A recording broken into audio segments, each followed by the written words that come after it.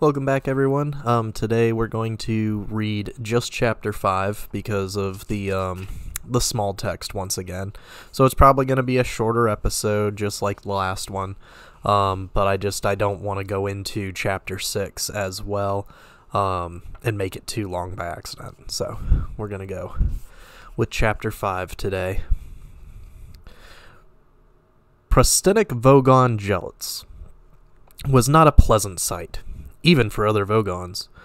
His highly domed nose rose high above a small piggy forehead. His dark green rubbery skin was thick enough for him to play the game of Vogon civil service politics, and play it well, and waterproof enough for him to survive indefinitely at sea depths of down to 1,000 feet with no ill effects. Not that he ever went swimming, of course. His busy schedule would not allow it. He was the way he was because billions of years ago, when the Vogons had first crawled out of the sluggish primeval seas of Vogsphere, and had lain panting and heaving on the planet's virgin shores, when the first rays of the bright young Vogsol sun had shone across them that morning. It was as if the forces of evolution had simply given up on them there and then, had turned aside in disgust and written them off as an ugly and unfortunate mistake. They never evolved again. They should never have survived. The fact that they did is some kind of tribute to the thick-willed, slug-brained stubbornness of these creatures. Evolution, they said to themselves. Who needs it? And what nature refused to do for them, they simply did without until such time as they were able to rectify the gross anatomical inconveniences with surgery. Meanwhile, the natural forces on the planet Vogsphere had been working overtime to make up for their earlier blunder. They brought forth scintillating, jeweled scuttling crabs, which the Vogons ate, smashing their shells with iron mallets. Tall, aspiring trees of breathtaking slenderness and color, which the Vogons cut down and burned the crab meat with. Elegant gazelle-like creatures with silken coats and dewy eyes, which the Vogons would catch and sit on. They were no use as transport because their backs would snap instantly, but the Vogons sat on them anyway. Thus the planet Vogsphere wilted away the unhappy millennia until the Vogons suddenly discovered the principles of interstellar travel. Within a few short Vog years, every last Vogon had migrated to the Megabrontus cluster, the political hub of the galaxy, and now formed the immensely powerful backbone of the galactic civil service. They have attempted to acquire learning. They have attempted to acquire style and social graces, but in most respects, the modern Vogon is little different from its primitive forebears. Every year they import 27,000 scintillating, jeweled scuttling crabs from their native planet, and while away a happy drunken night smashing them to bits with iron mallets. Prostentic Vogon Gelates was a fairly typical Vogon in that he was thoroughly vile, although also he did not like hitchhikers. Somewhere in a small, dark cabin buried deep in the intestines of Prostentic Vogon Gelates' flagship, a small match flared nervously. The owner of the match was not a Vogon, but he knew all about them and was right to be nervous. His name was Ford Prefect. And we're going into the tiny text now. Ford Prefect's original name is only pronounceable in an obscure Betelgeusian dialect, now virtually extinct since the great collapsing Hrung disaster of Galcid year 03758, which wiped out all the old praxabetal communities on Betelgeuse 7, Ford's father was the only man on the entire planet to survive the great collapsing Hrung disaster. By an extraordinary coincidence that he was never able satisfactorily to explain, the whole episode is shrouded in deep mystery. In fact, no one ever knew what a Hrung was, nor why it had chosen to collapse on Betelgeuse 7 particularly. Ford's father, magnanimously, waving aside the clouds of suspicion that had inevitably settled around him, came to live on Betelgeuse 5, where he both fathered and uncled Ford. In memory of his now dead race, he christened him in the ancient Praxabetal tongue. Because Ford never learned to say his original name, his father eventually died of shame, which is still a terminal disease in some parts of the galaxy. The other kids at school nicknamed him IX, which in the language of Betelgeuse 5 translates as boy who is not able satisfactorily to explain what a Hrung is, nor why it should choose to collapse on Betelgeuse 7. He looked about the cabin, but could see very little. Strange, monstrous shadows loomed and leaped with the tiny flickering flame, but all was quiet. He breathed a silent thank you to the Dintrasis. The Dintrasis are an unruly tribe of gourmands, a wild but pleasant bunch, whom the Vogons had recently taken to employing as catering staff on their long-haul fleets, on the strict understanding that they keep themselves very much to themselves. This suited the Dintrasis fine, because they loved Vogon money, which is one of the hardest currencies in space, but loathed the Vogons themselves. The only sort of Vogon a Dintrasi liked to see was an annoyed Vogon. It was because of this tiny piece of information that Ford Prefect was not now a whiff of hydrogen, ozone, and carbon monoxide. He heard a slight groan. By the light of the match, he saw a heavy shape moving slightly on the floor. Quickly, he shook the match out, reached in his pocket, found what he was looking for, and took it out. He ripped it open and shook it. He crouched on the floor. The shape moved again. Ford Prefect said, "I bought some peanuts." Arthur Dent moved and groaned again, muttering incoherently. "Here, have some," urged Ford, shaking the packet again. "If you've never been through a matter transference beam before, you've probably lost some salt and protein. The beer you had should have cushioned your system a bit," said Arthur Dent. He opened his eyes. "It's dark," he said. "Yes," said poor Prefect. "It's dark." "No light," said Arthur Dent. "Dark. No light." One of the things Ford Prefect had always found hardest to understand about humans was their habit of continually stating and repeating the very, very obvious, as in, "It's a nice day," or "You're very tall," or "Oh dear, you seem to have fallen down a 30-foot well. Are you all right?" At first, Ford had formed a theory to account for this strange behavior. If human beings don't keep exercising their lips, he thought, their mouths probably seize up. After a few months' consideration and observation, he abandoned this theory in favor of a new one. If they don't keep on exercising their lips, he thought, their brains start working. After a while, he abandoned this one as well as being obstructively cynical, and decided he quite liked human beings after all, but he always remained desperately worried about the terrible number of things they didn't know about. "Yes," he agreed with Arthur. "No light." He helped Arthur to some peanuts. "How do you feel?" he asked him. "Like a military academy," said Arthur. "Bits of me keep on passing out." Ford stared at him blankly in the darkness. If I asked you where the hell we were, said Arthur weakly, would I regret it? Ford stood up. We're safe, he said. Oh, good, said Arthur.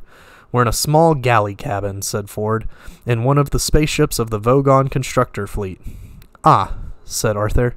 This is obviously some strange usage of the word safe that I wasn't previously aware of. Ford struck another match to help him search for a light switch. Monstrous shadows leaped and loomed again. Arthur struggled to his feet and hugged himself apprehensively. Hideous alien shapes seemed to throng about him. The air was thick with musty smells which settled into his lungs without identifying themselves, and a low irritating hum kept his brain from focusing. How did we get here? He asked, shivering slightly. We hitched a lift, said Ford. Excuse me? Said Arthur. Are you trying to tell me that we just stuck out our thumbs and some green bug-eyed monster stuck his head out and said, Hi, fellas, hop right in. I can take you as far as the Basingstoke roundabout. Well, said Ford, the thumb's an electronic Sabbatha signaling device. The roundabout's at Barnard's Star 6 light years away, but otherwise, that's more or less right. And the bug-eyed monster is green, yes. Fine, said Arthur. When can I go home? You can't, said Ford Prefect, and found the light switch. Shade your eyes, he said, and turned it on. Even Ford was surprised. Good grief, said Arthur. Is this really the interior of a flying saucer? Prostentic Vogon Jeltz heaved his unpleasant green body round the control bridge. He always felt vaguely irritable after demolishing populated planets. He wished that someone would come and tell him that it was all wrong so that he could shout at them and feel better. He flopped as heavily as he could onto his control seat in the hope that it would break and give him something to be genuinely angry about, but it only gave a complaining sort of creak. Go away, he shouted at a young Vogon guard who entered the bridge at that moment. The guard vanished immediately, feeling rather relieved. He was glad it wouldn't now be him who delivered the report they'd just received. The report was an official release which said that a wonderful new form of spaceship drive was at this moment being unveiled at a government research base on Damagran, which would henceforth make all hyperspatial express routes unnecessary. Another door slid open, but this time the Vogon captain didn't shout because it was the door from the galley quarters, where the Dentrosus prepared his meals. A meal would be most welcome. A huge furry creature bounded through the door with his lunch tray. It was grinning like a maniac. Prostentic Vogon Jeltz was delighted.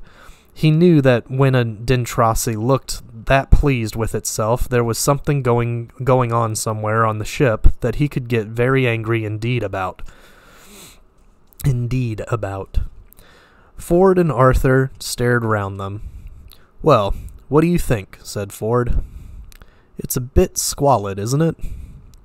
Ford frowned at the grubby mattresses, unwashed cups, and unidentifiable bits of smelly alien underwear that lay around the cramped cabin.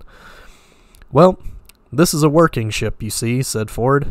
These are the Dentrosus sleeping quarters. I thought you said they were called Vogons or something. Yes, said Ford. The Vogons run the ship. The Dentrosi are the cooks. They let us on board. I'm confused, said Arthur. Here, have a look at this, said Ford. He sat down on one of the mattresses and rummaged about in his satchel. Arthur prodded the mattress nervously and then sat on it himself.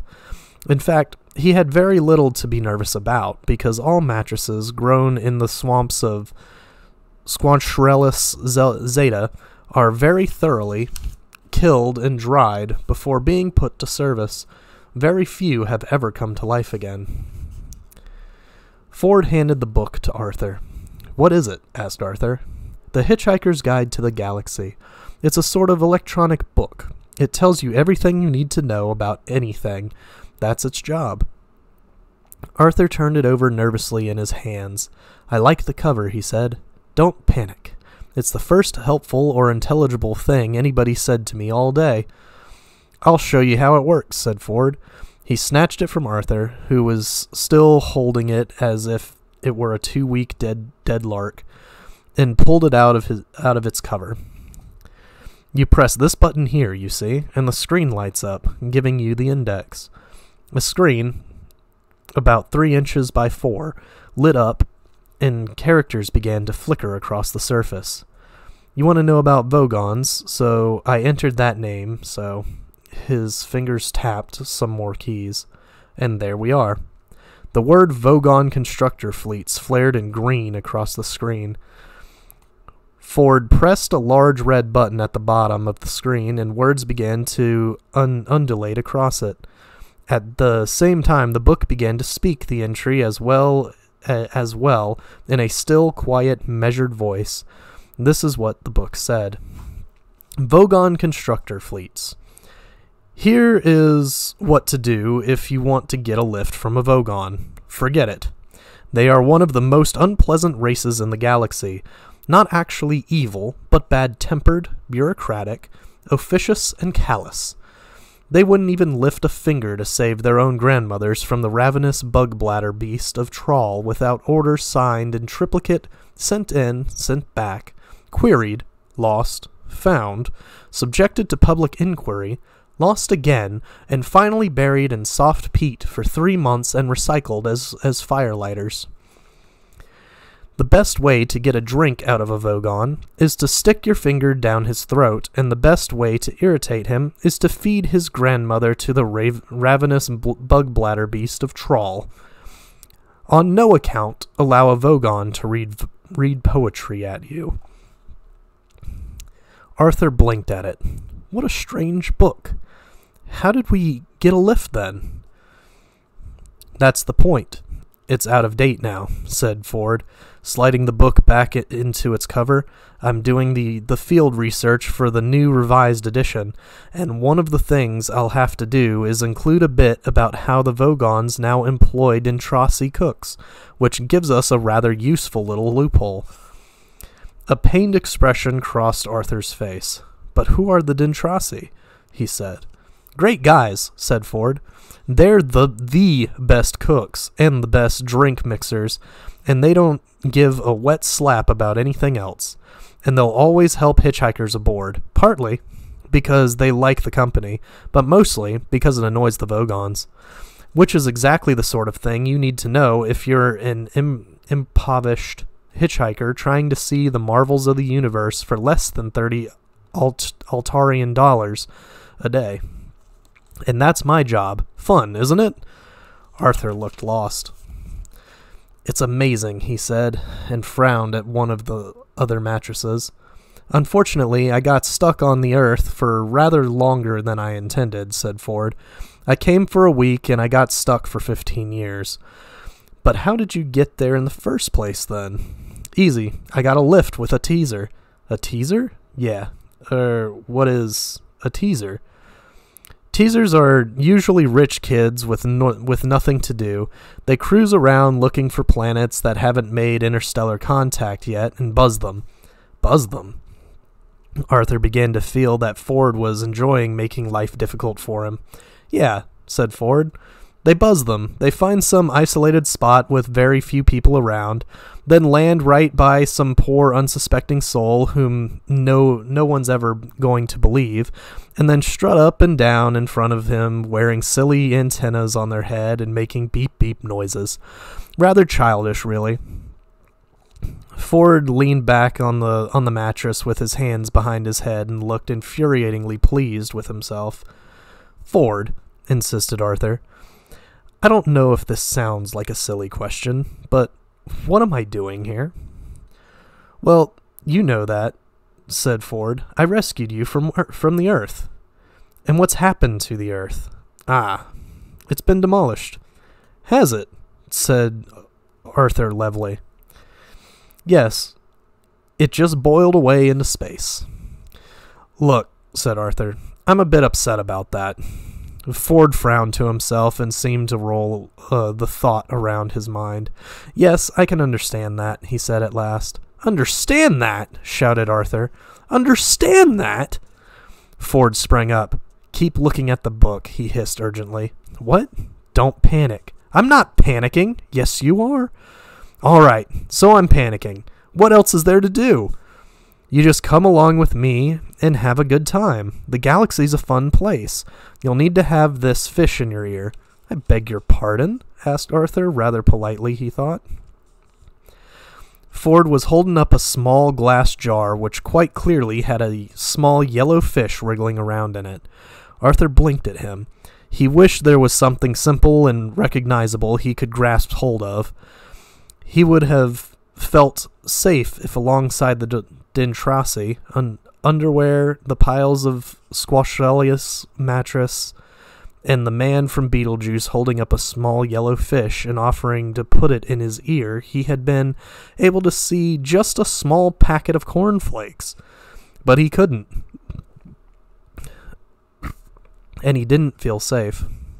Suddenly, a violent noise leaped at them from no source that he could identify. He gasped in terror at what sounded like a man trying to gargle while fighting off a pack of wolves. Shh, said Ford. Listen, it might be important. Important? It's the Vogon captain making an announcement on the Tannoy. You mean that's how the Vogons talk? Listen, but I can't speak Vogon. You don't need to. Just put this fish in your ear. Ford, with a lightning movement, clapped his hand to Arthur's ear, and he had the sudden sickening sensation of the fish slithering deep into his oral tract. Gasping with horror, he scrabbled at his ear for a second or so, but then slowly turned goggle-eyed with wonder. He was experiencing the aural equivalent of looking at a picture of two black silhouetted faces and suddenly seeing it as a picture of a white candlestick, or of looking at a lot of colored dots on a piece of paper which suddenly resolved themselves into the figure 6 and mean that your optician is going to charge you a lot of money for a new pair of glasses. He was still listening to the howling gargles. He knew that. Only now it had somehow taken on the semblance of perfectly straightforward English. This is what he heard. And that's where we're going to stop. That's the end of Chapter 5. Next episode will be Chapters 6 and 7. So we'll see you guys next week.